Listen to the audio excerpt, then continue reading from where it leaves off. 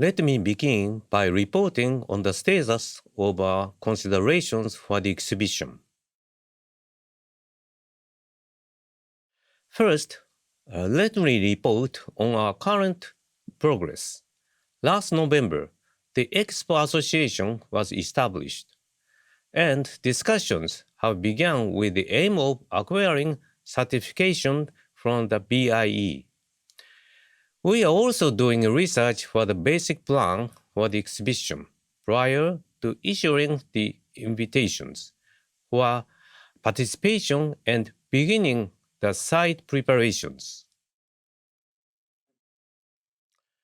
On November 15th, 2021, the Japan Association for the International Horticultural Expo 2027 Yokohama was established for the purpose of conducting preparations and holding the expo. On that day, a ceremony was held to commemorate the establishment, with leaders from the national government and the economic community in attendance. Speakers talked about their aspirations regarding preparations for the exhibition, helping to increase motivation. We will continue working to promote activities in preparations for 2027. The chair of the Expo Association will be the chairman of the Keidanren, or Japan Business Federation. The Keidanren is one of Japan's most prominent economic organizations. Its members include over 1,400 of Japan's major corporations, 109 nationwide industrial associations, and regional economic organizations for all 47 prefectures of Japan. The members of the Expo Association include local government, economic, and industry organizations. The Secretariat will maintain close coordination among these organizations and will work to pursue preparations on a countrywide basis. The association will be expanded in stages in coordination with the progress of activities. Let's watch a video of the ceremony that was held to commemorate the establishment of the Expo Association.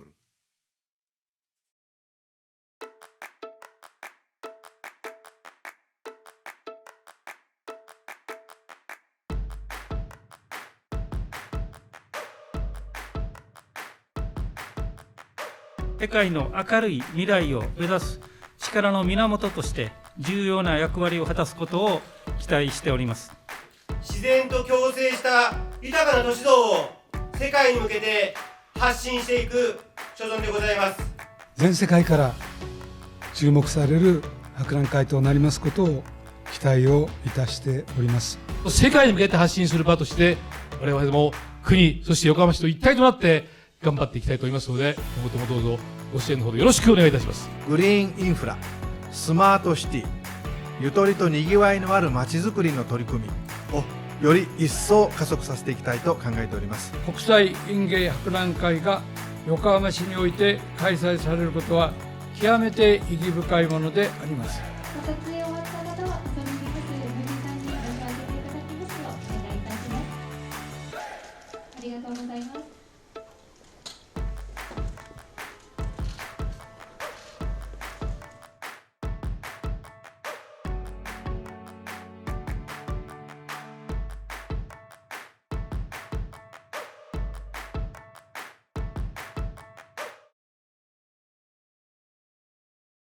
Next, let me say a few words about registration to prepare for the exhibition.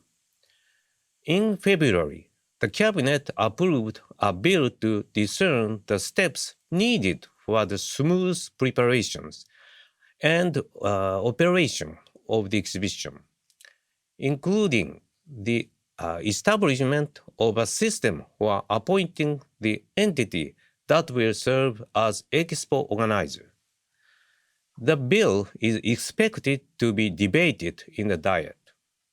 After the law is enacted, the association will apply without delay to be appointed as Expo organizer. The association will promote exhibition preparations steadily based on the law, while receiving support from the national government. Now, I'd like to talk about the status of our research for the Expo plan. Last year, AIPH regulations were revised. Based on the sustainability policy included in these regulations, we are currently considering ways to hold the Expo in a sustainable manner. We are also moving ahead with the procedures for an environmental impact assessment. Under city ordinances, project entities must investigate, predict, and assess environmental impact in advance and reflect appropriate corrective measures in the project plan. Next, let's look at site access. There are multiple train stations in the area around the site. A new transport system is planned for construction in Yokohama, and we considered the possibility of using this new system to provide access to the Expo. However, based on the construction schedule, we decided that it would be difficult to use the new transport system for the Expo. For this reason, we are considering the use of shuttle buses from each of the train stations, as well as the use of a park and ride system. This approach to transportation planning would provide fast and punctual transport, and it would be easy on environment. To increase awareness of the Expo and foster momentum, we are conducting a variety of promotional activities. Digital signage in train stations will promote the Expo to the many passengers who use those stations.